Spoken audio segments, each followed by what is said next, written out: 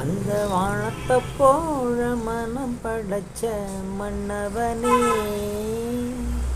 சிறு துளிய போல குணம் படைச்ச தென்னவனே, மஞ்சளிலே ஒரு நூல் எடுத்து இந்த விண்ணுக்கும் மண்ணுக்கும் சம்பந்தம் உண்டுன்னு சொன்னது யாரு? இந்த மன்னவன் பேரு. அந்த வானத்தை போல மனம் படைச்ச மன்னவனே, சிறு துளிய போல குணம் படைச்ச தென்னவனே,